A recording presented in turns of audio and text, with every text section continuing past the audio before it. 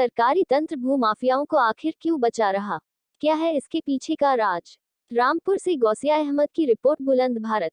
रामपुर जनपद रामपुर के भाकी अन्नदाता ने तहसील सदर में प्रदर्शन कर उप जिलाधिकारी को ज्ञापन सौंपा। पूर्व निर्धारित कार्यक्रम के अंतर्गत भारतीय किसान यूनियन अन्नदाता से जुड़े किसान तहसील सदर परिसर में एकत्रित हुए और प्रदर्शन करने के बाद संपूर्ण समाधान दिवस की अध्यक्षता कर रहे उप जिलाधिकारी मनीष मीणा को 5 सूत्रीय ज्ञापन सौंपा। इससे पूर्व किसानों को संबोधित करते हुए प्रदेश अध्यक्ष उस्मान अली पाशा ने कहा, सरकार अतिक्रमणकारियों और भूमाफियाओं पर कार्यवाही करने का आश्वासन दे रही है, वहीं मिलक प्रशासन अतिक्रमणकारियों को शह दे रहा है। हरियाली बाजार के पास लोक निर्माण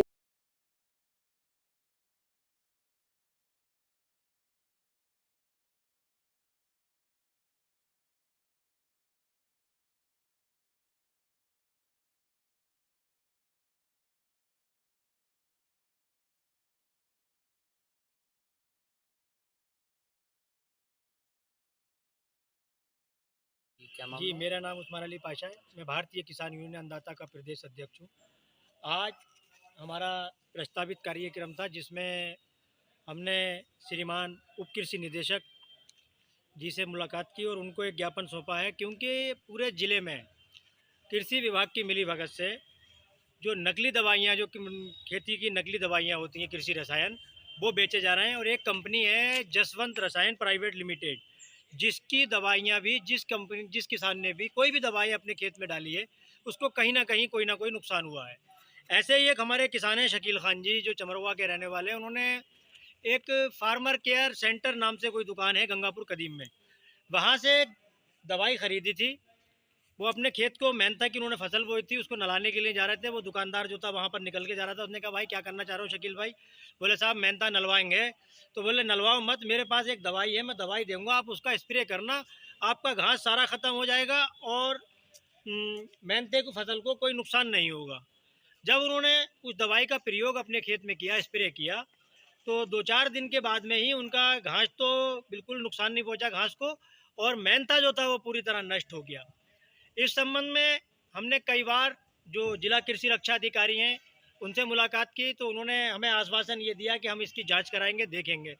लेकिन उन्होंने जांच कराने के बाद में भी दुकानदार का लाइसेंस निरस्त नहीं किया और दुकानदार को बचाने के प्रयास करने लगे। तो आज हमने मजबूरी में उप कृषि निदेशक कार्यालय पर आकर यहाँ पर धरना प्रदर्शन किया।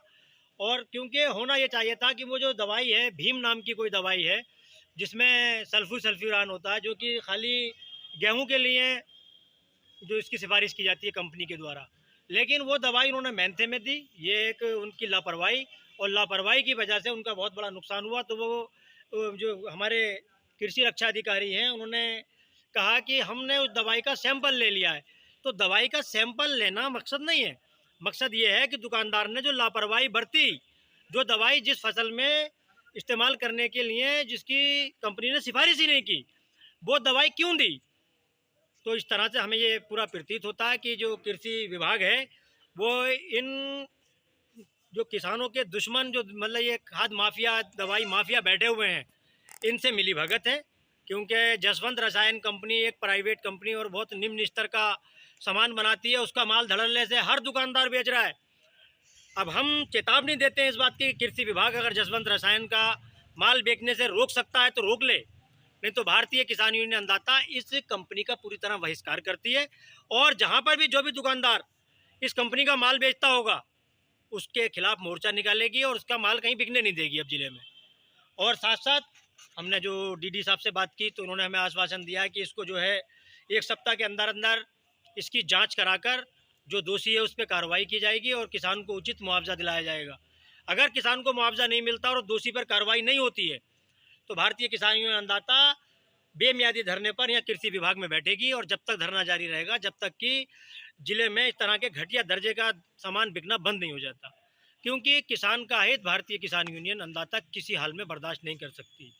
तो हमारे साथ में जो हम जो डीडी साहब से मुलाकात की, उसमें हमारे जिला अध्यक्ष लाला राम गंगवार जी, जिला महासचिव दानिश खान जी, युवा जिला अध्यक्ष इरशाद पाशा, उज़मा खान, जीनत खान, यासीन खान, शकील खान, शावेज़ खान, फरमान, ये सब लोग हम मिले। डीडी साहब अच्छे अखलाक के व्यक्ति हैं, उन्होंने हमें पूरी तरह से समझा भी दिया। और दूसरी चीज़ जो डीडी साहब ने एक बात बतलाई है, वो आपके चैनल के माध्यम से मैं किसानों तक संदेश पहुंचाना चाहता हूं, क्योंकि एक जो कृषक सम्मान निधि अभी तक जो खातों में आया करती थी, अब उसका आधार आधारित कर दिया गया है। तो हर किसान जिसका ये ना सोचे कि हमारे खाते में तो आ रही है सब्सिडी, वो कृषक सम्मान निधि का पैसा आ रहा है, तो हमें क्या ज़रूरत पड़ी है, तो उनको ये चाहिए कि जन सेवा केंद्र पर जाएं, किसी भी जन सेवा केंद्र पर, और अपने उसका जो है ई केवाईसी करा लें। जिससे ई केवाईसी कराने से, क्योंकि अब 11वीं किस्त किसानों के खाते में आने वाली है, वो उन्हीं के खाते में आएगी जिनकी ई केवाईसी हुई भी होगी। और इस मुकालते में भी ना रहें कि हमने तो मोबाइल से खुद ई केवाईसी कर ली है, तो हो सकता है कि आपकी सही ना हुई हो, बायोमेट्रिक सिस्टम है वो। तो जन सेवा केंद्र पर जाएं और जाकर अपनी ई केवाईसी करा लें।